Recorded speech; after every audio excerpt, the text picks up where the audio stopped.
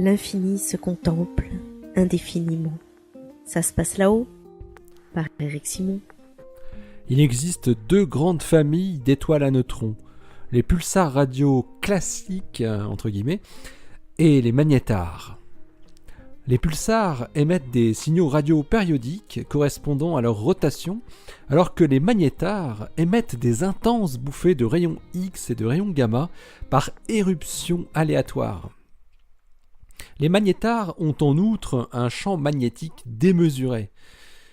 Mais le pulsar PSR J1119-6127, qu'on appellera J1119, est un objet unique, car il montre les deux caractéristiques à la fois. Il pourrait être le spécimen d'un chaînon manquant dans l'histoire de ces cadavres d'étoiles.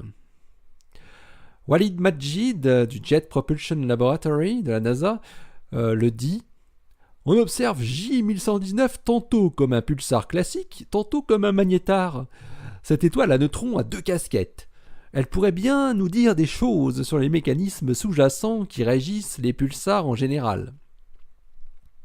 Cela fait une dizaine d'années que les spécialistes commencent à penser que les pulsars radio et les magnétars pourraient correspondre à deux phases dans l'évolution d'un même objet.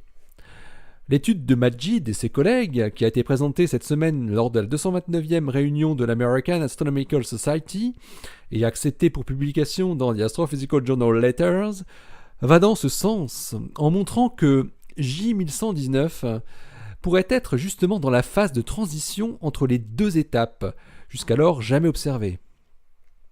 Lorsque J1119 a été découvert en 2000, il se comportait comme un pulsar, on ne peut plus classique. Il était estimé être le résidu d'une supernova ayant explosé il y a 1600 ans. Mais en juillet 2016, les télescopes spatiaux Fermi, Swift et NuSTAR observèrent deux bouffées de rayons X suivies immédiatement par 10 autres bouffées de lumière à plus basse énergie. Deux publications ont rendu compte de ces observations concordantes par Ersin Gogus et al. Et Robert Archibald et al. Et elles concluaient un comportement de type magnétar. Aussitôt après ces observations, l'équipe de Caltech et du JPL de Majid a décidé de suivre de près J1119 avec le radiotélescope de 70 mètres de la NASA, le Deep Space Network australien, et a débuté son suivi à peine 2 semaines plus tard. Ils observèrent très vite des variations fortes dans l'émission radio. Puis, dans les 10 jours qui ont suivi, quelque chose a de nouveau changé dans le comportement de l'étoile à neutrons. Elle était redevenue un pulsar classique avec ses pulsations très régulières. Les chercheurs pensent que l'énorme champ magnétique de l'étoile à neutrons a pu se vriller durant sa rotation, ce qui entraînerait une déformation de la surface de la croûte de l'étoile à neutrons jusqu'à y produire des brisures, à l'image des plaques tectoniques que nous connaissons, mais à une toute autre échelle.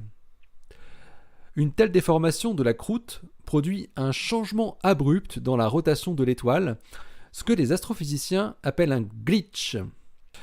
La croûte d'une étoile à neutrons ne fait environ qu'1 km de profondeur, composée d'une matière extrêmement riche en neutrons, et reposant sur des couches encore plus denses et sous une pression gigantesque.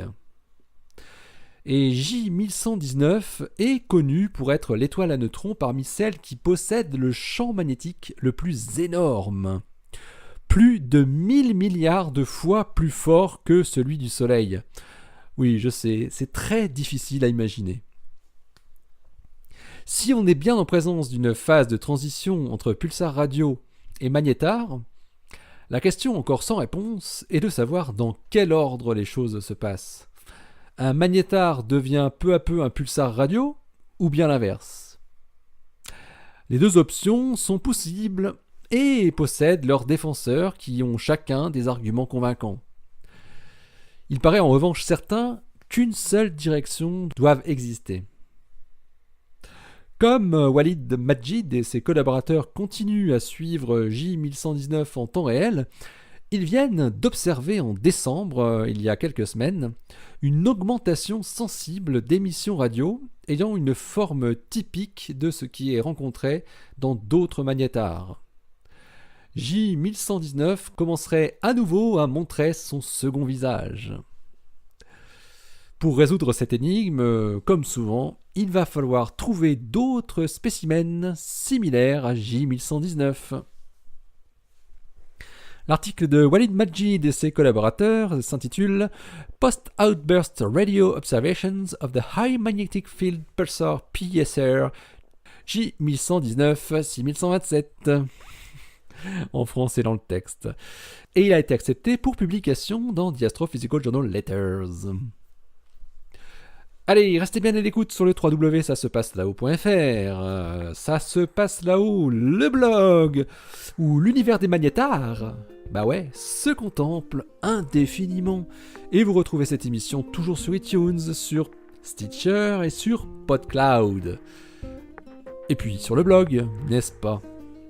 Allez, à très bientôt, d'ici la prochaine, portez-vous bien, restez bien les yeux vers le ciel et les pieds sur terre. Salut !